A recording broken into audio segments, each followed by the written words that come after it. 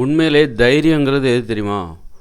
சுயதொழில் பண்ணுறது தான். சுயமாக தொழில் தொடங்குறது தான் தைரியமான விஷயம்.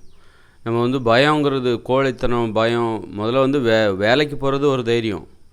அதே நேரத்தில் நீங்கள் சுயதொழில் பண்ணுறீங்க பாருங்கள், அதான் உச்சக்கட்ட தைரியம். அதுவும் உங்களுக்கு கீழே 2-3 ரூபா வச்சு வேலை வாங்குறீங்க பாருங்கள், அது இன்னும் அதிகபட்ச தைரியம். அதனால் நம்ம வேலை பார்க்குற ஒரு தைரியம்தான்.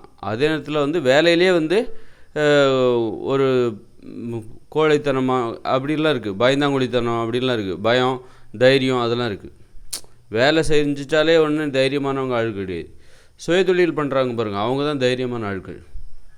நம்ம இன்னொருத்தர் கீழே நீங்கள் ஒரு நிறுவனத்துக்கு கீழே வேலை பார்க்குறீங்க அப்படின்னா, அது அரசாக இருக்கலாம், அது தனியார் நிறுவனமாக இருக்கலாம். நீங்கள் நிறைய சம்பளம் வாங்குறீங்க, 1 லட்சம் வாங்கலாம், 2 லட்சம் வாங்கலாம். ஆனால் அதெல்லாம் விட தைரியமானது எதுன்னா, சுயமாக ஒரு வேலை செய்கிற பாருங்க, அதுதான் தைரியம். சுயதொழில் பண்ணுறது அதுதான் ஒரு உச்சக்கட்ட தைரியம். அதுவும் பார்த்திங்கன்னா தனியாக நீங்கள் பண்ணுறீங்க அப்படிங்கலாம் தாண்டி உங்களுக்கெல்லாம் 2 பேரை வேலை வைக்கிறீங்க பாருங்கள், அது இன்னும் அதிகபட்ச தைரியம். அதனால் நம்ம மற்றவங்களுக்கு வேலை பார்க்குறோம்ல, இது நிறைய அவமானங்களை சந்திப்போம். மற்றவங்களுக்காக பயந்துக்கிட்டே வேலைக்கு போவோம். யாருக்கோ பயந்துக்கிட்டு, அதாவது மேனேஜருக்கோ அல்லது முதலாளிக்கோ பயந்து நம்ம அந்த வேலையை செய்கிறதுக்காக தினமும் போயிட்டே இருப்போம். இந்த பயத்துலேருந்து விடுபடணும். ஏன்னா இந்த பயம் உங்களுக்கு நோயை கொடுத்துரும். இன்னொருத்தரை பார்த்து நீங்கள் பயப்படுறீங்களே, அவர் உங்கள் முதலாளி அல்லது மேனேஜருங்கிற காரணம் காட்டி இன்னொருத்தரை பார்த்து, உங்களை மாதிரி இருக்கிற இன்னொருத்தரை பார்த்து நீங்கள் பயந்துக்கிட்டே இருக்கீங்க, தினமும் பயந்துக்கிட்டே இருக்கீங்க. பயந்து அந்த வேலையை செய்யும்போது உங்களுக்கு என்ன ஆகும்? உங்களை பற்றினே உங்களுக்கு தாழ்வு மனப்பான்மை வந்துடும். என்ன தான் நீங்கள் சிறப்பாக வேலை பார்த்தாலும், அந்த சிறப்பாக வேலை பார்த்தா உங்களுக்கு கிடைக்கிற ஒரு தன்னம்பிக்கை இருக்குல்ல. நீங்கள் இன்னொருத்தருக்கிலேருந்து வேலை பார்த்து நீங்கள் சிறப்பாக வேலை பார்க்குறீங்க, அதில் ஒரு தன்னம்பிக்கை இருக்குது. ஆனால் அந்த தன்னம்பிக்கைக்கு இடையில் ஒரு தாழ்வு மனப்பான்மை இருக்குது. ஏன்னா நம்ம இன்னொருத்தருக்கு பயந்து தானே நீங்கள் சிறப்பாக வேலை பார்க்குறீங்க. அவர் சம்பளம் கொடுக்குறாரு என்பது அவர் இன்னொரு மனிதர் தானே. அப்போ இந்த பயங்கிறது உங்களுக்கு ஒரு தாழ்வு மனப்பான்மை ஏற்படுத்தும். இது ஒரு கோழைத்தனம் தான். இதுதான் அடிமைத்தனம். தொழிலில் நடக்கிற அடிமைத்தனம் இருக்குல்ல, இதுதான் மனித அடிமைத்தனம். உண்மையான அடிமைத்தனம் என்பது இந்த தொழிலில் இருக்கிற அடிமைத்தனம் தான். நம்ம இன்னொருத்தருக்குள்ள போய் வேலை பார்க்குறோம் பாருங்கள், இதுதான் உண்மையான. அப்போ எது தைரியம் அப்படின்னா, சுயதொழில் பண்ணுறது தான். சுயமாக தொழில் தொடங்கி பாருங்கள், அதுக்கு அப்போ இந்த பயமே உங்களுக்கு போயிடும். இந்த இன்னொருத்தருக்கு பார்த்து பயப்படுறது, இந்த மாதிரியான அனுபவங்களே உங்களுக்கு இருக்காது. நம்ம டெய்லி வேலைக்கு போகணும், லேட்டானால் என்ன பண்ணுவார், அது திட்டுவாரோ அல்லது மேனேஜர் திட்டுவார், சம்பளத்தில் பிடிச்சிருவாங்க. 1 நிமிஷம் லேட் ஆனாலும் பரவாயில்ல, அது ஆஃப் டே சேலரி கட் ஆகிடும். அப்புறம் அவர் எல்லோரும் முன்னாடி நம்மளை அசிங்கமாக திட்டுவார், கேள்வி கேட்பார். இப்படி இந்த மாதிரி பயம்லாம் இருக்குல்ல, இந்த மாதிரி நிறைய பயங்கள். இந்த பயத்துலேருந்து நீங்கள் எப்போ விடுபடுவீங்க? சுயதொழில் பண்ணும்போது தான் விடுபடுவீங்க. அதனால் சுயதொழில் பண்ணணும். அதனால தான் பாருங்கள், முதலாளிகள் யார் அப்படின்னா, சுயமாக தொழில் தொடங்குறவங்க தான் முதலாளிகள். தொழிலாளிகள் யார்? அப்போ முதலாளித்துவங்கிற பாருங்கள், முதலாளிகள் தான் தைரியமான ஆட்கள். அவங்கெல்லாம் அப்போது நீங்கள் ஒரு முதலாளியாக ஆகணும்னா ஒரு 24 மணி நேரமும் விழிப்புணர்வோடு இருக்கணும். ஆனால் ஒரு தொழிலாளி வேலை செய்கிற நேரம் மட்டும் செஞ்சுட்டு வீட்டுக்கு போயிடுவார். அதனால தான் ஏன் தொழிலாளியாக இருக்காங்க இன்னொருத்தருக்கு அப்படின்னா, நீங்கள் முதலாளியானால் 24 மணி நேரமும் விழிப்பாக இருக்கணும். நீங்கள் உங்களுக்கு விடுமுறையே கிடையாது. முதலாளிகளுக்கு விடுமுறையே கிடையாது, தொழிலாளிகளுக்கு தான் விடுமுறை. முதலாளி 24 மணி நேரமும் அந்த பயத்தில் இருப்பார். அந்த தொழிலை பற்றின பயம், அந்த பயத்தில் இருப்பார். இன்னொருத்தட்ட அந்த வேலையை விட்டால் கூட எல்லா வேலையும் அவர் மற்றவங்கிட்ட விட்டுருவார். ஆனால் மற்றவங்கள பற்றின ஒரு கவனம் அவருக்கு இருந்துக்கிட்டே இருக்கும் அந்த முதலாளிக்கு. ஆனால் தொழிலாளி 5 நாள் லீவு கிடைக்குதா அல்லது 4 நாள் லீவு கிடைக்குதா, அவர் சந்தோஷப்படுவார். ஆனால் ஒரு முதலாளி சந்தோஷப்பட முடியாது. 4 நாள் லீவு ஜாலி அப்படின்லாம் சந்தோஷப்பட முடியாது. இதுக்காக தான் ஏன் தொழிலாளியாக மக்கள் இருக்காங்கன்னா, இந்த மாதிரி டென்ஷன் இருக்காது. 24 மணி நேரமும் நம்ம பயந்துக்கிட்டே இருக்க வேண்டிய அவசியம் இல்லை. ஒரு தொழிலை பற்றின பயம். ஆனால் ஒரு முதலாளிக்கு அந்த தொழிலை நிப்பாட்டணும், காப்பாற்றணும் அப்படிங்கிற ஒரு பயம். ஆனால் ஒரு தொழிலாளி இன்னொருத்தருக்கு கீழே வேலை பார்க்குறாங்க பாருங்கள், அந்த தொழிலாளிக்கு என்ன பயம் அப்படின்னா, மேனேஜர் திட்டுவார், அவர்கிட்ட நல்ல பேர் வாங்கணும், அந்த மாதிரி அவர் எதுவும் திட்டிடக்கூடாது, சம்பளத்தை குறைச்சிடக்கூடாது, லேட்டாக போனால் ஏதாவது அப்படி இப்படின்னு சொல்லிட்டு அந்த மாதிரியான வேலையை விட்டு தூக்கிடுவாங்க. இந்த மாதிரி பயம். ஒரு தொழிலாளியோடைய பயம் வேறு மாதிரியானது, ஒரு முதலாளியோட பயம் வேறு மாதிரியானது, வேறு மாதிரியான அனுபவம். ஒரு முதலாளிக்கு இருக்கிற அனுபவம் என்பது வேறு மாதிரியானது. தொழிலாளியின் அனுபவம் வேறு, முதலாளியின் அனுபவம் வேறு. அதனால் எது உண்மையான தைரியம்னா சுயதொழில் தான். முதல்ல வேலைக்கு போகிறது ஒரு தைரியம், அது கூட இல்லாமல் நிறைய பேர் வீட்டிலே இருக்காங்க. அப்போ அவங்களுக்கு தைரியமே கிடையாது. வேலைக்கு போகிறதே ஒரு தைரியம் அவங்களுக்கு. அப்போ அந்த தைரியமே கூட இல்லை, வேலைக்கு போகாமல் வீட்டிலே இருக்காங்க. நிறைய பெண்கள் அப்படி தான் இருக்காங்க. அப்போ அவங்களுக்கு அந்த தைரியம் கூட இல்லை. அப்போ வேலைக்கு போகிறது ஒரு தைரியம், வேலைக்கு போகிறது தைரியம், அதை விட தைரியம் அது சுயதொழில் பண்ணுறது. சுயதொழில் பண்ணிட்டா மட்டும் போதுமா? நீ தனியாக தான் இருக்கிற, உன் தொழிலில் நீ மட்டும் தான் உழைக்கிற, ஆனால் செய்கிறதுக்கு நிறைய வேலை இருக்குது. அப்படிங்கும்போது நீ 2 பேரை வேலைக்கு வைக்கிற பாருங்கள், அது இன்னும் அளவுக்கு அதிகமான தைரியம். 2 பேரை வேலைக்கு வச்சு உன்னுடைய வேலைகளெல்லாம் நீ செஞ்சுக்கிற, அந்த அளவுக்கு உனக்கு இப்போ வந்து வேலை அதிகமாகிடுச்சு. வேலை அதிகமாகும் போது தான் நம்ம இன்னொருத்தரை போட வேண்டிய அவசியம் வரும். அதே நேரத்தில் வருமானமும் வரணும். வருமானமும் இல்லாமல் 2 பேரை வேலைக்கு போட முடியாதுல்ல. அப்போ அவங்களுக்கு சம்பளம் கொடுக்கணும்ல. அப்போ வந்து வருமானம் வர்ற மாதிரி ஒரு சூழல் வரும்போது நீங்கள் அப்போ 2 பேரை வேலைக்கு போடுவீங்க. வேலைக்கு 2 பேரையோ இல்லை ஒருத்தரையோ வேலைக்கு போடும்போது அது இன்னும் அளவுக்கு அதிகமான தெரியும். அப்படின்னா இந்த 100-500 பேரெல்லாம் வச்சு வேலை வாங்குறாங்க பாருங்கள் ஒரு முதலாளி, அவர் எவ்வளோ பெரிய தைரியசாலியாக இருப்பார்.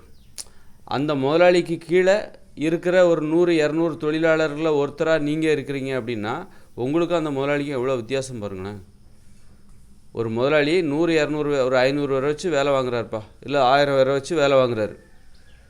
அந்த 1000 பேர்த்தில் ஒரு தொழிலாளியாக நீங்கள் 1000 தொழிலாளர்களை வச்சு வேலை வாங்குறாரு. அந்த 1000 தொழிலாளர்களில் ஒருத்தராக நீங்கள் இருக்கீங்க அப்படின்னா உங்களுக்கும் அந்த முதலாளிக்கும் எவ்வளோ வித்தியாசம் பாருங்கள். அல்லது அந்த 1000 தொழிலாளர்களில் ஒருத்தராக நான் இருக்கிறேன்னு வைங்க, அப்போ எனக்கும் அந்த முதலாளிக்கு எவ்வளோ வித்தியாசம் பாருங்கள். நான் எங்கே, அவர் எங்கே. அதுதான் வந்து சுயதொழில் பண்ணுறவங்க ரொம்ப தைரியமானவங்க. சுயமாக தொழில் தொடங்கி தனக்கீழே நிறைய பேரை வச்சு வேலை வாங்குறது, அது வந்து ரொம்ப தைரியம் தேவை. தைரியம் தேவை. கடினமாக உழைக்கிறவங்களால மட்டும்தான் முடியும். அதாவது முழு நேரமும் உழைப்பதற்கு தயாராக இருக்கணும். ஆனால் ஒரு தொழிலாளி 8 மணி நேரம் 10 மணி நேரம் வேலை செஞ்சாச்சா, டியூட்டி முடிஞ்சுன்னு போயிட்டே இருப்பார். ஏதாவது 2 நாள் லீவு கிடைக்குதா, 4 நாள் லீவு கிடைக்குதா, சம்பளம் வருதில்ல, அப்போ லீவுன்னா சந்தோஷப்படுவார். ஆனால் முதலாளி எல்லா நாளும் அவருக்கு வந்து அந்த விடுமுறை தினம்னா என்னன்னே தெரியாமல் போயிடும். ஒரு முதலாளிக்கு விடுமுறைன்னா என்ன அப்படின்னு, ஆனால் தொழிலாளிக்கு தெரியும் விடுமுறைன்னா என்ன, வேலை நாள்னா என்ன, விடுமுறைன்னா என்னன்னு தெரியும். வேலை நாள்னால் மற்றவங்களுக்கு பயந்துக்கிட்டு வேலைக்கு போகணும், அவங்க திட்டுவாங்க, அவமானப்படுத்துவாங்க, இந்த மாதிரி பயந்துக்கிட்டு வேலை செஞ்சு, இல்லைனா வேலையை விட்டு தூக்கிடுவாங்க. இந்த மாதிரி பயம்தான் வேலை நாள். வேலை நாளுக்கு விடுமுறைக்கு என்ன, விடுமுறைன்னா இந்த மாதிரி பயம் இல்லாத நாள் தான் விடுமுறை நாள். வேலை நாள்னால் என்னது, பயம், பயப்படுற நாள். தன்னை போல் இருக்கிற இன்னொருவருக்காக, தனது முதலாளிக்காகவோ மேனேஜரையோ பார்த்து பயப்படுகிற நாள், அதுதான் வேலை நாள். விடுமுறைனா அந்த பயம் எதுவும் இல்லாமல் குடும்பத்தோடையோ எங்கேயோ சந்தோஷமாக இருக்கிற நாள் தான் அந்த வன்முறை பயம். அதாவது வேலையை விட்டு வன்முறை பயம்னா என்னது, இப்போ நீ ஒழுங்காக வேலை பார்க்கலன்னா என்னது, உங்களை வேலையை விட்டு தூக்கிடுவாங்க. வேலையை விட்டு தூக்குறேன்னா வறுமை வரும், சாப்பாட்டுக்கு வழி இருக்காது. அப்போ இந்த பயம்தான் நீங்கள் வந்து காலையில் அடித்து புரண்டு வேலைக்கு ஓடுறது எல்லாம் வன்முறை பயம்தான். இதை காட்டி தான் உங்களை பிளாக்மெயில் பண்ணுறாங்க. இது ஒரு பிளாக்மெயில், அச்சுறுத்தல். நீங்கள் இன்னொருத்தர் கீழே வேலை பார்க்குறீங்களே, இது இப்போ நீங்கள் பயந்து வேலை பார்க்குறீங்க, நல்ல பேர் தான் எடுக்கிறீங்க, ஆனால் இதுக்கு இடையில ஒரு அச்சுறுத்தல் இருக்குது. ஒழுங்காக வேலை பார்க்கலாம் என்ன ஆகும், வேலையை விட்டு அனுப்பிச்சிடுவாங்க. அப்போ எங்கே போனாலும் நீங்கள் ஒழுங்காக வேலை பார்க்கலன்னா உங்களை வேலையை விட்டு அனுப்பிச்சிடுவாங்க. அப்போ வறுமை வரும், சாப்பாட்டுக்கு வழி இருக்காது, அவமானமாக இருக்கும், எல்லாம் சிரிப்பாங்க. இந்த அச்சுறுத்தல் தான். அதனால் நீ ஒழுங்காக வேலை பாரு அப்படிங்கிற அச்சுறுத்தலை அடிப்படையாக கொண்டு தான் இந்த இன்னொருத்தர் கீழே வேலை பார்க்கும்போது நீங்கள் சுயமாக தொழில் தொடங்கினாலும் அந்த அச்சுறுத்தல் இருக்குது. ஆனால் இது வந்து நம்ம சுயமாக தொழில் தொடங்கும்போது என்னென்னா, நமக்கு நஷ்டம் ஏற்பட்டுச்சுன்னா அந்த தொழில் தொடர்ந்து நடத்த முடியாது. அப்புறம் நமக்கு வறுமை வந்துடும், அவருக்கும் ஒரு அச்சுறுத்தல். ஆனால் ஒரு தொழிலாளியோட அச்சுறுத்தல் இன்னும் அதிகமானதாக இருக்குது. ஒரு முதலாளிக்கு இருக்கிற அச்சுறுத்தல், தொழிலாளி என்ன பண்ணுறாரு, இன்னொருத்தருக்கு பயப்படுறார். தன்னை போல் இருக்கிற இன்னொரு மேனேஜர் முதலாளியை பார்த்து பயப்படுறார். இது வந்து ஒரு பிளாக்மெயில் அவர். அதனால் இது வந்து ஒரு இன்னொருத்தர் கீழே வேலை பார்க்குறதுங்கிறது ஒரு கோழைத்தனம் தான். நீ சுயமாக தொழில் தொடங்குறீங்க பாருங்கள், அதுதான் தைரியமான ஒரு நிலை. அதனால் வந்து அப்போ இந்த உலகத்தில் இருக்கிற எல்லாருமே தைரியமான ஒரு ஆளாக மாறணும். அதுதான் வந்து என்னுடைய கனவு. அப்போ என்ன பண்ணணும், எல்லாருமே சுயதொழில் பண்ணணும். அப்படின்னா என்ன பண்ணால் யாரும் யாருக்கிடையும் வேலை பார்க்கக்கூடாது. அப்போ எல்லோரும் தைரியமாக இருக்கணும்னா என்ன பண்ணணும், யாருமே இன்னொருத்தர் கீழே போய் வேலை பார்க்கக்கூடாது. அப்போ அதுதானே தைரியம். இன்னொருத்தர் கீழே வேலை பார்க்காம சுயதொழில் பண்ணுறது தான் தைரியம். அது மாதிரி அளவுக்கு அதிகமான தைரியமும் தேவையில்லை. உனக்கு கீழே 2-3 பேர் வச்சு வேலை வாங்குறீங்க பாருங்க, அது அளவுக்கு அதிகமான தைரியம். அந்த தைரியம் நமக்கு தேவையில்லை. ஏன்னா அப்போ நீ எல்லாருமே தைரியமான ஆளாக இருக்கணும். அளவுக்கு அதிகமான தைரியமும் தேவையில்லை. ஏன்னா அளவுக்கு அதிகமான தைரியங்கிறது உங்களுக்கு கீழே நீங்கள் 2 பேரை வச்சு 4 பேரை வச்சு 100 பேரை வச்சு வேலை வாங்குறது தான். அப்படி வேலை வாங்கும்போது உங்களுக்கு கீழே 100 பேர் இருக்கும்போது அப்போ அந்த 100 பேர் மனுஷங்க தானே, அவங்களும் தைரியமாக இருக்கணும் தானே. அந்த 100 பேர் மனுஷங்க தானே, உங்களுக்கு கீழே வேலை பார்க்குறாங்களா அந்த 100 பேர், அவங்களும் மனுஷங்க தானே, அவங்களும் தைரியமாக இருக்கணும் தானே. அப்போது அவங்களுக்கும் எல்லாருக்குமான ஒரு தீர்வு என்ன தெரியுமா, நீங்களும் யாருக்கிடையும் வேலை பார்க்கக்கூடாது, உங்களுக்கிடையே யாரும் வேலை பார்க்கக்கூடாது. அதாவது நீங்களும் இன்னொருத்தருக்கு கீழே வேலை பார்க்கக்கூடாது, உங்களுக்கு கீழேயும் நீங்கள் யாரையும் வேலை பார்க்கக்கூடாது. தனியாக நின்று வேலை பார்க்கணும், தனித்தனியாக நின்று வேலை பார்க்கணும். தனித்தனியாக நின்று வேலை பார்க்க அதான் தைரியம். அப்போது நமக்கு அளவுக்கு அதிகமான தைரியம் தேவையில்ல. இன்னொருத்தர் கீழேயும் நம்ம இருந்து வேலை பார்க்க வேண்டிய அவசியம். இன்னொருத்தர் கீழே இருந்து வேலை பார்க்குறது கோழைத்தனம். நீ தனித்து நின்று வேலை பார்ப்பது தைரியமான ஒரு செயல். அதே நேரத்தில் உனக்கு கீழே 2-3 பேர் வச்சோ அல்லது 10 பேர் வச்சோ 100 பேர் வச்சோ வேலை வாங்குறேன்னா அது அளவுக்கு அதிகமான தைரியம். அப்போ கோழைத்தனமும் நமக்கு தேவையில்லை, அளவுக்கு அதிகமான தைரியமும் தேவையில்லை. தைரியமாக இருக்கணும். அப்போ தான் எல்லாருமே தைரியமாக இருக்க முடியும். நீ அளவுக்கு அதிகமான தைரியத்துக்கு ஆசைப்பட்டேன்னா உனக்கு கீழே நீ 100 பேரை வச்சு 1000 வச்சு வேலை வாங்குற. அப்போ அந்த 1000 பேரும் கோழைகளாக மாறிடுறாங்க. அப்போ மற்றவங்கள நீ கோழைகளாக மாற்றினா தான் நீ ஒரு அளவுக்கு அதிகமான தைரியத்தோடு வாழ முடியும். நீ ஆடம்பரமாக வாழணுன்னா பல பேர் உனக்கு அடிமையாக இருக்கணும். அப்போ யாரும் அடிமையாக இருக்கக்கூடாது, அதுக்காக ஆடம்பரமும் வாழக்கூடாது. அப்போ எளிமையான வாழ்க்கையை வாழ்ந்தால் எல்லோரும் ஒரு மானத்தோட தைரியமாக வாழலாம். அதனால் சுயதொழில் பண்ணணும் உனக்கு. அப்போ எது தைரியமான தொழில், எது தைரியம்னா அளவுக்கு அதிகமான தைரியம் நமக்கு தேவையில்லை. அதே நேரத்தில் கோழைத்தனமும் தேவையில்லை. பிறர் கீழேருந்து வேலை பார்க்குறது கோழைத்தனம். அளவுக்கு அதிகமான தைரியங்கிறது உனக்கு கீழே நிறைய பேரை வச்சு வேலை வாங்குறது, அதுவும் தேவையில்லை. எப்போ ஏன்னா நீ மற்றவங்கள கோழையாக்குற. உனக்கு கீழே 4 பேரை வச்சு வேலை வாங்கும்போது நீ மற்றவங்கள கோழையாக மாற்றுற. அப்படி இருக்கும்போது அப்போது அது சரியான தீர்வு இல்லைல்ல. இப்போ நீ மற்றவங்களுக்கு முன்மாதிரியாக வாழணும். இது முன்மாதிரி கிடையாது. இப்போ உன்னுடைய வேலையை நீ பாரு, உன்னுடைய வேலையை மட்டும் நீ உனக்கு கீழே யாரையும் வச்சுக்காத, நீயும் யாருக்குள்ளே இருந்திருக்காது, யாருக்குன்னு. இப்போது அது ஒரு அளவான தைரியம். நீ அளவுக்கு அதிகமாக நீ ஆசைப்படும் போது என்ன பண்ணுவேன், நிறைய பேரை வச்சு வேலை வாங்கும்போது உனக்கு நிம்மதி இல்லாமல் போயிடும். நீ உனக்கு 100 பேரை வச்சு வேலை வாங்குறது உனக்கு பெருமையாக இருக்கும், தைரியமாக இருக்கும். நான் ஒரு அளவுக்கு அதிகமான தைரியசாலி அப்படின்னு நீங்கள் சொல்லிக்கலாம். கடைசியில் என்ன ஆகும் அப்படின்னா அது உன் உடம்புக்கே கேடாக மாறிடும்.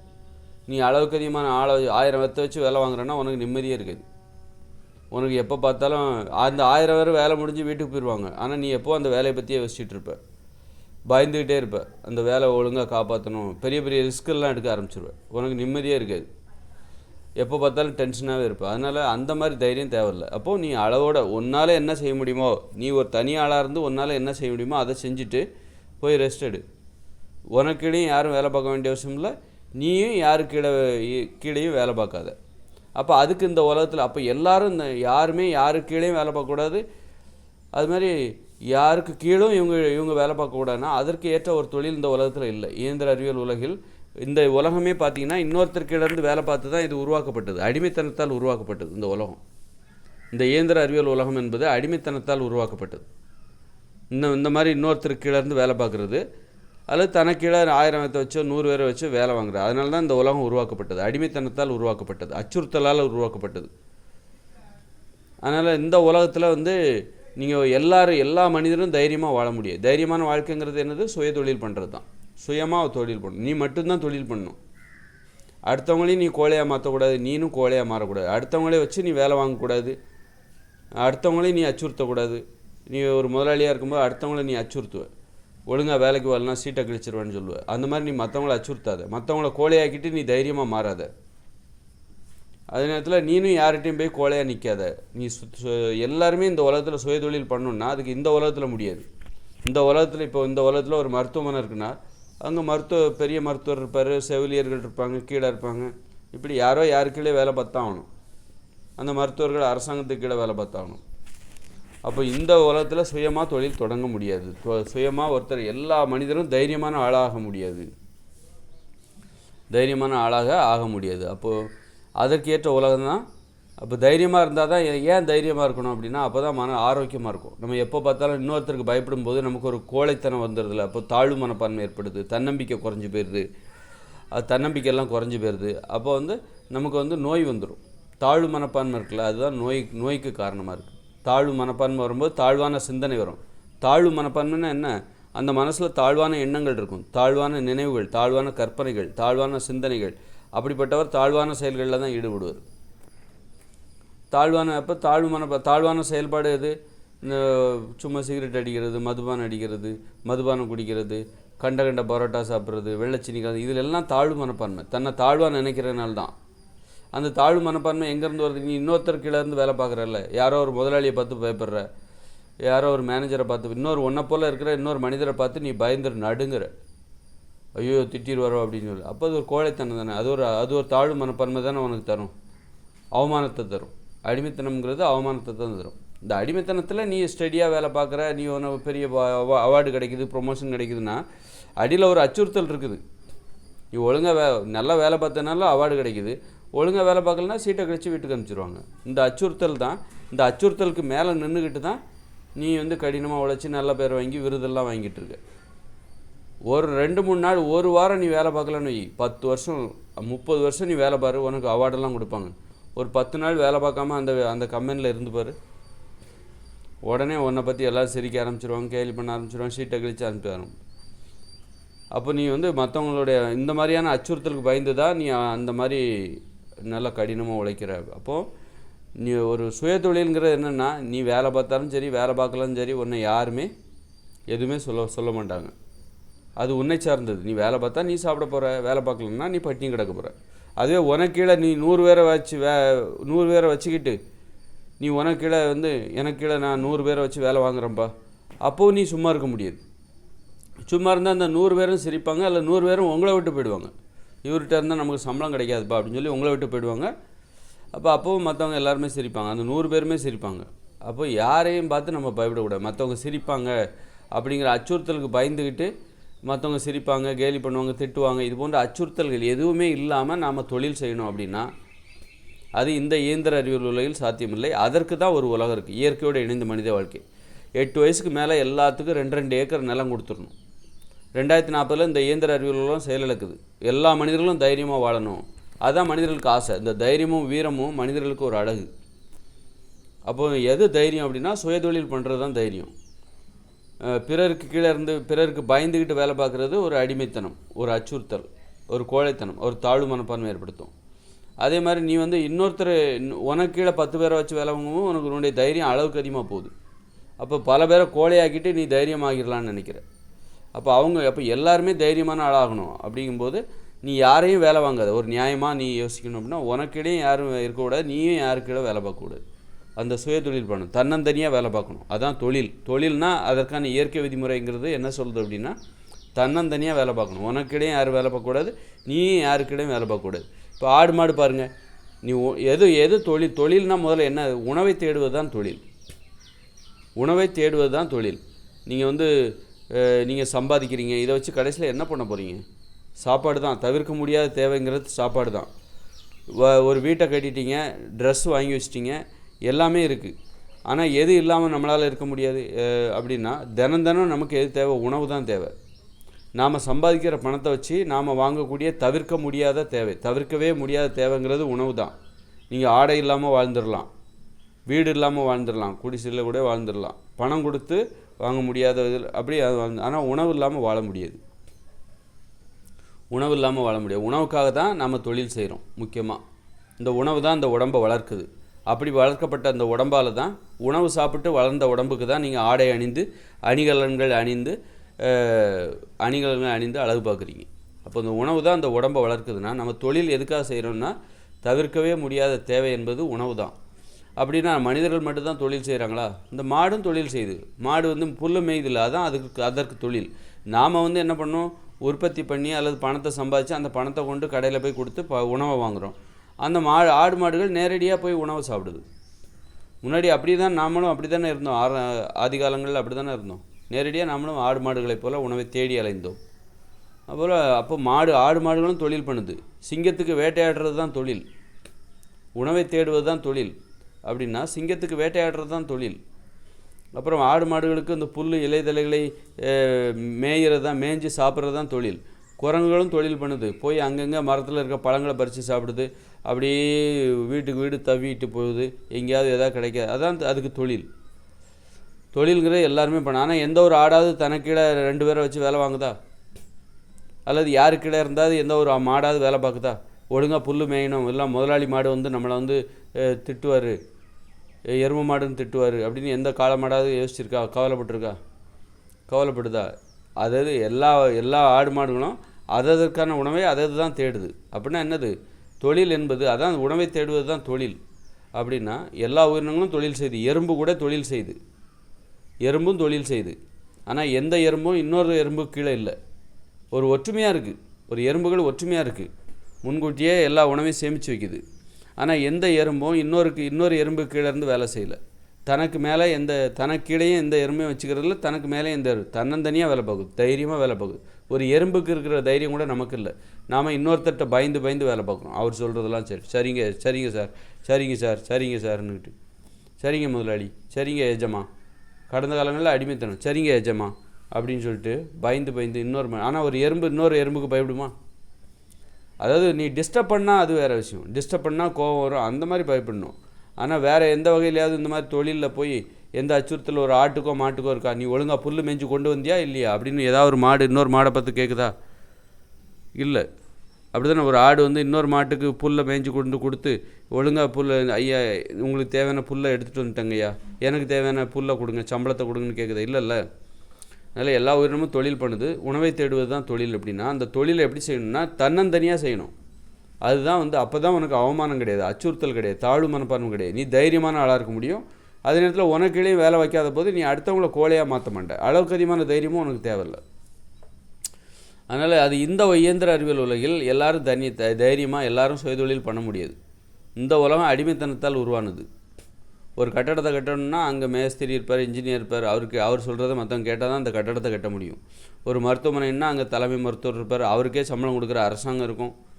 இப்படி அதுக்கீழே செவிலியர்கள், வாட்ச்மேன் எல்லோரும் இருப்பாங்க. அப்படி இருந்தால் தான் அந்த மருத்துவமனை செயல்பட முடியும். ஒரு பள்ளிக்கூடம்னா தலைமை ஆசிரியர் இருப்பார், மற்ற ஆசிரியர்கள், பியூன், கிளர்க் எல்லாருமே இருப்பாங்க, துப்புரவு பணியாளர் எல்லாருமே இருப்பாங்க. இது இருந்தால் தான் ஒரு பள்ளிக்கூடம் செயல்பட முடியும். ஒரு தொழிற்சாலைன்னா முதலாளி எல்லாருமே இருப்பாங்க, மேனேஜர், தொழிலாளர்கள் எல்லாருமே இருப்பாங்க. அப்போ இந்த இயந்திர அறிவியல் உலகம் என்பது அடிமைத்தனத்தால் வடிவமைக்கப்பட்டது. அடிமைத்தனத்தை வச்சுக்கிட்டு நம்ம வாழ்ந்தால் எப்படி வாழ முடியும்? இப்படி தான் இருக்கும் இந்த உலகம் எப்படி செயல்படுது? அப்போ அடிமைத்தனம் இல்லாமல் நம்ம வாழ முடியுமா? வாழ முடியும். அதுக்கு இந்த உலகத்தில் இருக்கக்கூடாது. இந்த இயந்திர அறிவியல் உலகில் இருந்து கொண்டு நீங்கள் அடிமைத்தனம் இல்லாத ஒரு வாழ்க்கை கற்பனை பண்ணக்கூடாது. ஏன்னா இது அடிமைத்தனத்தால் தான்ப்பா இங்கே உருவாக்கப்பட்டது. இந்த கட்டமைப்புகள், விதிமுறைகள் எல்லாம் அடிமைத்தனத்தால் உருவாக்கப்பட்டது. ஜனாதிபதி, பிரதமரே ஒரு அடிமைத்தனம் தான். அதுவே ஒரு அடிமை தான், அவரே ஒரு அடிமை தான். அவருக்கு மேலே ஜனாதிபதி அப்படி இப்படின்ட்டுலாம் இருக்குல்ல. அப்போது அடிமைத்தனம் இல்லாமல் நம்ம யாருக்கிலேருந்தும் வேலை பார்க்கக்கூடாது. அப்படின்னா நமக்கிலேயும் யாரையும் வேலைக்கு வச்சுக்கூடாது. தன்னந்தனியாக தைரியமாக வேலை பார்க்கணும். அது ஒரு தைரியம் தானே. தன்னந்தனியாக என்னுடைய வேலையை நானே பார்த்துக்கிறேன் அப்படிங்கிறது. எனக்கு இன்னொருத்தர் தேவையில்லை, நானும் இன்னொருத்தருக்கு உதவியாக இருக்க மாட்டேன், தொழிலில் நான் தனித்து அது ஒரு தைரியம். அந்த தைரியத்தை எல்லாருமே கிடைக்கணும். தைரிய பொதுவுடைமையாக்கணும். அனைவருக்கும் அது பொதுவானதாக மாற்ற வேண்டும். உனக்கு என்ன தேவையோ, உனக்கு தைரியம் தேவைன்னா அது அடுத்தவங்களுக்கு தேவை இல்லையா? அப்போ நீ தைரியமாகணும்னா அடுத்தவங்கள நீ கோழையாக மாற்றாத. மற்றவங்கள கோழையாக்கிட்டு தான் நீ தைரியமாக இருக்கணும். அதாவது நீ உனக்குள்ளே யாரையும் வச்சு வேலை வாங்காத. ஏன்னா இன்னொருத்தருக்கிலேருந்து வேலை பார்க்குறதுங்கிறது ஒரு கோழைத்தனம். அப்படி இருக்கும்போது நீங்கள் எல்லோரும் இந்த உலகத்தில் தைரியமாக இருக்கணும்னா அது இந்த உலகத்தில் முடியாது. இயற்கையோடு இணைந்த மனித வாழ்க்கை. அப்போ எல்லாருக்கும் தைரியமாக இருக்கணும்னு ஒரு ஆசை இருக்குது. எல்லோரும் இப்போ தாழ்வு மனப்பான்மையில் இருக்காங்க மனிதர்கள். என்ன தான் நீங்கள் கோட்டு சுட்டு காங்கிரீட் கட்டடம் இருந்தாலும் இதுக்குள்ளே தாழ்வு மனப்பான்மையோடு இருக்காங்க எல்லா மனிதர்களும். யாருக்கும் இடம் இருந்தோ பயந்துக்கிட்டு, யாருக்கோ பயந்துக்கிட்டு, ஏதோ ஒரு பயந்துக்கிட்டு, கோழைத்தனம். எல்லோரும் கோழையாக இருக்காங்க, தாழ்வு மனப்பான்மையோடு இருக்காங்க மனிதர்கள் அத்தனை உலகத்தில் இருக்க எல்லாரும். அது அமெரிக்காக்காரனாக இருந்தாலும் சரி, எந்த நாட்டுக்காரனாக இருந்தாலும் சரி, ஜப்பான் நாட்டுக்காரனாக இருந்தாலும் யாருமே இன்னொருத்தர் கீழே வேலை பார்க்குறாங்க. யாருமே தனக்கீழே, அதாவது தனக்கு மேலே யாருமே இல்லை அப்படிங்கிற நிலமையில் யாருமே இல்லை. யாருக்கோ பயந்துக்கிட்டே இருக்காங்க. இந்த மாதிரி பயந்துட்டு அவங்க அமெரிக்காக்காரங்களாக இருந்தாலும் ஜப்பான், எல்லோரும் இந்த உலகத்தில் கோழை தான். கோழைகளுக்கு ஏற்படுகிற உணர்ச்சி, அவமானம், அடிமைத்தனம், அந்த அச்சுறுத்தல், இதுதான் அவங்க கோழைத்தனத்துக்கு காரணமாக இருக்குது. அடிமைத்தனம், வன்முறை உணர்ச்சி. கோழைகளின் உணர்ச்சி தான் வன்முறை உணர்ச்சி. அதனால் இந்த உலகம் வன்முறையிலேருந்து விடுபடணும்னா கோழைத்தனத்துலேருந்து விடுபடணும், தாழ்வு மனப்பான்மையிலேருந்து விடுபடணும், தாழ்வு மனப்பான்மைக்கு காரணமாக இருக்கிற இந்த அடிமைத்தனத்திலேருந்து விடுபடணும். இப்போ இந்த உலகம் இருக்கிற வரைக்கும், இந்த இயந்திர அறிவியல் உலகம் இருக்கிற வரைக்கும் அடிமைத்தனம் இருக்கும், தாழ்வு மனப்பான்மை இருக்கும், அச்சுறுத்தல் இருக்கும், அவமானம் இருக்கும். தைரியமாக யாரும் வாழ முடியாது. சுயதொழில் பண்ணுறது தான் தைரியம். அப்போ நீங்கள் என்ன பண்ணணும் அப்படின்னா இயற்கையோடு இணைஞ்ச வாழ்க்கை. அதனால தான் இந்த 2040 இந்த உலகம் ஃபெயிலியர் ஆகுது. 2040 அப்புறம் இயற்கையோடு இணைந்த மனித வாழ்க்கை. அங்கே பார்த்தீங்கன்னா 8 வயசுக்கு மேலே அதற்கான விதிமுறை என்கிட்ட இருக்குது. 8 வயசுக்கு மேலே 2 ஏக்கர் நிலம் கொடுத்துருவாங்க ஒவ்வொருத்தருக்கும். முன்கூட்டியே ஒரு குடும்பத்துக்கு ஒரு 32 கூட்டு குடும்பமாக வசிக்கணும். ஒரு கூட்டு குடும்பம் அதாவது ஒரு கணவன் மனைவி 2 குழந்தைக்கு மேலே பெற்றுக்கூடாது. கணவன் மனைவி இவங்க 2 பேரும் அப்படி தானே. கணவனும் மனைவியும் மொத்தம் எத்தனை? 2 பேர். இவங்க 2 பேரும் இந்த உலகத்துக்கு 2 பேரை விட்டுட்டு அவங்க கடமை முடிஞ்சுது. அதுக்கு மேலே பிள்ளை பெற்றுக்கூடாது. அப்போ எண்ணிக்கைங்கிறது எப்போது ஒரே மாதிரி இருக்கும். அப்போ ஒரு கூட்டு குடும்பத்தில் இதனை அடிப்படையாக கொண்டு ஒரு கூட்டு குடும்பத்தில் பார்த்தீங்கன்னா 16 பேர் இருப்பாங்க. ஒரு கூட்டு குடும்பம் அங்கே 8 குடும்பம் இருக்கும். ஒரு குடும்பங்கிறது என்னது, கணவன் மனைவி சேர்ந்து 2 குழந்தைகள் தான் இப்படி பார்த்தீங்கன்னா அந்த கூட்டு குடும்பத்தோட எண்ணிக்கை எப்போவுமே கூடாது, குறையவும் செய்யாது. நீங்கள் 2 குழந்தைக்கு மேலே பற்றிக்கிட்டிங்கன்னா கூட்டு குடும்பத்தோட எண்ணிக்கை கூடிக்கிட்டே போகும். 2 குழந்தைக்கு ஒரு குழந்தை பற்றிக்கிட்டிங்கன்னா எண்ணிக்கை குறைஞ்சிக்கிட்டே போகும், கடைசியில் இல்லாமல் போயிடும். அதனால் 2 குழந்தை பெற்றுக்கிட்டிங்கன்னா 2 குழந்தை மட்டும்தான் பெற்றுக்கணும், அதுக்கு மேலே பெற்றுக்கூடாது, அதுக்கு குறையவும் பெற்றுக்கூடாது. அப்போ மக்கள் தொகை எப்போ ஒரே மாதிரி இருக்கும், அப்போ ஒரு கூட்டு குடும்பத்தோட எண்ணிக்கை எப்போ ஒரே மாதிரி இருக்கும். அப்போ 8 வயசுக்கு மேலே உள்ளவங்களுக்கு நீங்கள் என்ன பண்ணணும், 8 வயசுக்கு மேலே உள்ளவங்களுக்கு நீங்கள் வந்து 2 ஏக்கர் நிலம் முன்கூட்டியே என்ன பண்ணணும், ஒரு கூட்டு குடும்பத்தின் மக்கள் தொகை எத்தனை 16ன்னு சொன்னோமா, முன்கூட்டியே 32 ஏக்கர் நிலம் ஒரு கூட்டு குடும்பத்துக்கு நம்ம எப்போவுமே கொடுத்துடணும். ஒரு கூட்டு குடும்பத்துக்கு சொந்தமாக 32 ஏக்கர் நிலம். ஒவ்வொரு ஊர்லேயும் 300 கூட்டு குடும்பம் இருக்கணும். பெண்கள் வந்து கணவனோட வீட்டுக்கெல்லாம் போய் வாழக்கூடாது. திருமணத்துக்கு பிறகு மனைவி வீட்டுக்கு தான் கணவன் போய் வாழணும். ஏன்னா கணவனோட வீட்டுக்கு போய் வாழ்ந்தால் அந்த பெண்ணுக்கு பாதுகாப்பு கிடையாது. அப்படிங்கிறத நம்ம நடைமுறை வாழ்க்கையில் பார்த்துட்டோம். அப்போ எது சரியானது அப்படின்னா, மனைவி வீட்டுக்கு கணவன் வந்து வாழணும். அப்போ கணவனுக்கு மட்டும் பாதுகாப்பு தேவையில்லை. ஏன்னா கணவன் பார்த்துப்பான், ஒரு ஆம்பளை தன்னை பார்த்துப்பான். தனக்கு அப்படியெல்லாம் வந்து ஒரு மனைவி வீட்டுக்கு போய் ஒரு கணவன் வாழ்கிறான்னா அவனுக்கு எந்த அவமானமும் அங்கே நிகழ்ந்து விட முடியாது. ஒரு மனைவியால் வந்து ஒரு ஆணுக்கு அவமானத்தை நிகழ்த்தி விட முடியாது. ஒரு ஆண் தன்னை பாதுகாத்துக்க விழுகிற திறன் படைத்தவன் அவன். ஆனால் ஒரு பெண்ணுக்கு அப்படி ஒரு பாதுகாப்பு பெற முடியும். இப்போ ஒரு பெண்ணால் அப்படி ஒரு பாதுகாப்பை கணவனுடைய வீட்டில் போய் வாழும்போது அவரால் பெற முடியாது. அது நம்ம நடைமுறை வாழ்க்கையில் பார்த்துட்டோம். அப்போ ஒரு ஆண் தன்னந்தனியாகவே தன்னை பாதுகாத்து கொள்கிற திறன் படைத்தவன். அது எப்படி அவன் பணிவாக இருக்கிறான், எல்லாத்தையும் வளைஞ்சு கொடுத்து போகிற திறன் வந்து ஆணுக்கு உண்டு. அவன் எப்படி, அதாவது தன்னைத்தானேன்னா யாரும் என்ன வந்து அடிச்சிட முடியாது, கடிச்சிட முடியாது, அப்படி கிடையாது. நெஞ்சை நிமித்திக்கிட்டு வாங்கடா பார்க்கலாம், அப்படி அவன் தன்னை பாதுகாத்துக்க மாட்டான். அவங்ககிட்ட இருக்கிற குணம் என்னென்னா, வளைஞ்சு கொடுத்து பணிஞ்சு கொடுத்து பணிவாக போய் கீழ்ப்படிதல். இதெல்லாம் வந்து அவன் தன்னை பாதுகாத்து கொள்வதற்கான, தன்னந்தனியாக தன்னை பாதுகாத்து கொள்வதற்கான நுட்பமாக அவன் அதை நினைக்கிறான். ஆனால் பெண்கிறவன் வந்து கோவப்படுற ஆள், உணர்ச்சிவசப்படுற ஒரு ஆள், டக்குன்னு கோவப்பட்டு திட்டி சண்டை கிண்டை அப்போ அப்படிப்பட்ட ஒரு பெண் வந்து இன்னொருத்தர் கணவனுடைய வீட்டில் போய் வாழ்ந்து தன்னை பாதுகாத்துக்க மாட்டாள், பாதுகாத்துக்க முடியாது. அப்போ அவள் வந்து என்ன பண்ணணும், அவளுடைய இயல்பு தான் அவளுடைய அழகு, அவளுடைய கோபம் தான் அழகு. அப்போ அவளை வந்து என்ன பண்ணணும், நீ வந்து அவளுடைய பிறந்த வீட்டிலே இருக்க வை, அவங்க அம்மா கூட இருக்க வை. இப்போ ஒரு கணவன் தான் திருமணத்துக்கு பிறகு மனைவி வீட்டுக்கு வரணும்.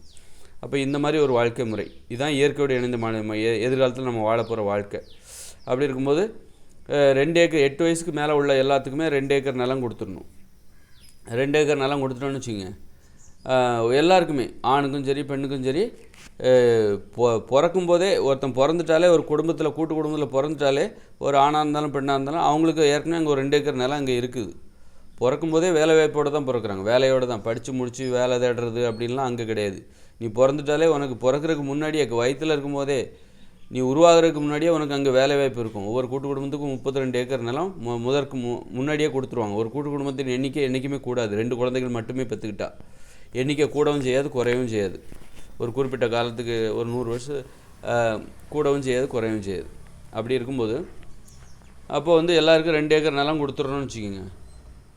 உனக்கு தேவையான உணவை நீ உற்பத்தி பண்ணிக்கோ, அந்த நிலத்தில், அந்த விவசாய நிலத்தில் உனக்கு தேவையான உணவை நீ உற்பத்தி செய்து கொள். இப்படி ஒவ்வொருத்தருக்கும் 2 ஏக்கர் நிலம் கொடுத்த பிறகு அவரவருக்கு தேவையான உணவை அவரவரே உற்பத்தி செய்ய வேண்டும். இதுதான் வந்து நீ யாருக்குள்ளேருந்து வேலை பார்க்க வேண்டிய அவசியம் இல்லை, யாரையும் நீ வந்து வேலை வாங்கணுங்கிற அவசியம் கிடையாது. அப்போ நீ முதலாளி, உனக்கு நீ தான் முதலாளி, உனக்கு நீ தான் தொழிலாளி. அப்போ எல்லாருமே இந்த உலகத்தில் எல்லாருக்குமே 8 வயசுக்கு மேலே உள்ள எல்லாத்துக்குமே 2 ஏக்கர் நிலம். நீ பிறக்கும்போதே உனக்கு அங்கே அந்த கூட்டு குடும்பத்துக்கு மொத்தமாக கொடுத்துருவாங்க. ஆனால் 8 வயசுக்கு அப்புறம் தான் உன் கையில் அந்த நிலத்தை ஒப்படைப்பார்கள். 8 வயசு வரைக்கும் நீ அந்த தொழிலை கற்றுக்கணும். அது ரொம்ப எளிதான தொழில். விவசாயங்கிறது என்னது, எளிமையான விவசாயங்கிறது எளிமையான ஒரு தொழில். இந்த காய்கறிகள், பழங்கள், கீரைகள், கிழங்குகள் இதுதான் வந்து மனிதர்கள் உற்பத்தி பண்ண போகிற தொழில். இந்த நெல், கோதுமைலாம் கஷ்டமான விவசாயம். இது கஷ்டப்பட்டு செய்யக்கூடியது. நோய்களை தருகிற உணவுகள் இது. அதனால் இதை சாப்பிடக்கூடாது, இதை விவசாயம் பண்ணக்கூடாது. அப்போ கொய்யாப்பழம், மாம்பழம், இந்த ஒரு கொய்யாப்பழத்தை நடுறீங்க, தண்ணி ஊற்றுறீங்க, அவ்வளோதான். அதுக்கு இன்னும் பெருசாக உரம்லாம் போட தேவையில்ல. போடனா போடுங்க, இந்த பசுஞ்சான உரத்தை தூக்கி போடுங்க. இந்த மாதிரி எளிமையான விவசாயத்தை சின்ன குழந்தைகள் கூட ஆரம்பமாக பண்ணுவாங்க. அதனால் 8 வயசுக்கு அப்புறம் 2 ஏக்கர் நிலத்தை ஒரு கூட்டு குடும்பத்துக்கு சொந்தமாக முதலே கொடுக்க வைக்கப்பட்டிருக்கிற அந்த 32 ஏக்கர்லேருந்து ஒரு 2 ஏக்கர் எடுத்து அந்த குழந்தைகளுக்கு கொடுத்துடணும். கொடுத்துட்டாக்கா இப்படி 8 வயசில் எல்லோரும் இப்போ பாருங்கள் சமத்துவம் இருக்கா, எல்லாருக்குமே நல்லா இருக்குது, ஆணும் பெண்ணு. அப்போ யாரையும் சார்ந்து வாழ வேண்டிய அவசியம் இல்லை, நீ யாரையும் அடிமைப்படுத்த வேண்டிய அவசியம் இல்லை, தொழிலில் யாரையும் அண்டி நம்ம பிழைக்க வேண்டிய அவசியம் இல்லை. எல்லாத்துக்கும் 2 ஏக்கர் நிலம் கொடுத்தாச்சு. இந்த 2 ஏக்கரில் நீ எப்படி புத்திசாலித்தனமாக தொழில் பண்ணி உணவை உற்பத்தி பண்ணி நீ சாப்பிட போகிற. இதுக்குள்ள இடையில இதுக்குள்ளே நீ ஒரு மாடு வச்சுக்கலாம், ஒரு ஆடு வச்சு ஒரு மாடு ஒரு ஆடு அப்படி வச்சுக்கலாம். ஏன்னா அது உரம் தான் தேவை. ஏன்னா பால்லாம் குடிக்கக்கூடாது. பாலுக்காக நம்ம வந்து மாடுகளை வளர்க்கக்கூடாது. ஏன்னா பால் வந்து மனித உணவு கிடையாது, அது கன்றுக்குட்டிக்கான உணவு. அதை போய் நீ திருடக்கூடாது. கேட்குறக்கு ஆள் இல்லை அப்படிங்கிறதுக்காக ஒரு பாலை போய் நீ திருடக்கூடாது. அதனால் தேன் சாப்பிடக்கூடாது. அப்போ நம்ம என்ன உணவு சாப்பிட போகிறோம், அந்த உணவை எப்படி உற்பத்தி செய்ய போகிறோம், அதுதான் வந்து இயற்கையோடு இணைந்த மனித வாழ்க்கை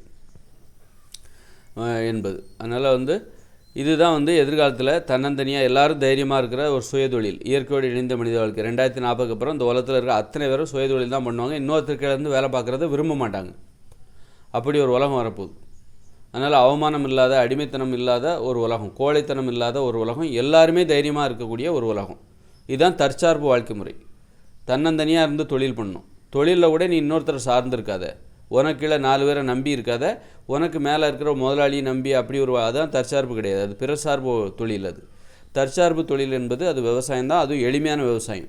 விவசாயத்தில் கஷ்டமான வேலைகள் எதுவுமே செய்யக்கூடாது. எளிதான விஷயம், கொய்யா மரம், பலா மரம், மாம்பழம், இந்த மாதிரி அதுக்கு குறைந்த தண்ணி தேவைப்படும். குறைந்த தண்ணியே போதும். மழை காலத்தில் நீ தண்ணியே ஊற்ற வேண்டாம். மழை காலம் வந்து ஒரு மாதம் 2 மாதம்னு வச்சுக்கோங்களேன், நீங்கள் உங்கள் விவசாய நிலத்தில் தண்ணீரே ஊற்ற வேண்டாம். அப்போ லீவு.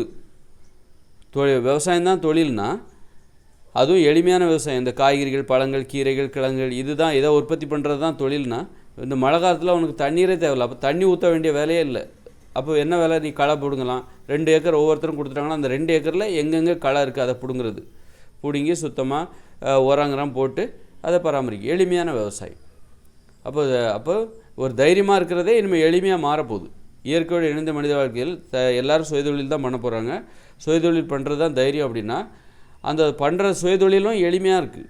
கொய்யா மரம், பலா மரம், மாமரம், வெண்டைக்காய், கத்திரிக்காய், தக்காளி அப்படின்னு சொல்லிட்டு இந்த மாதிரி செடிகளை நடுறது, இது தைரியமாக, இது எளிதாக வேறு இருக்குது. தைரியமாக சுயதொழில். ஆனால் இதுதான் சுயதொழில், இதை பண்ணுறது எளிது.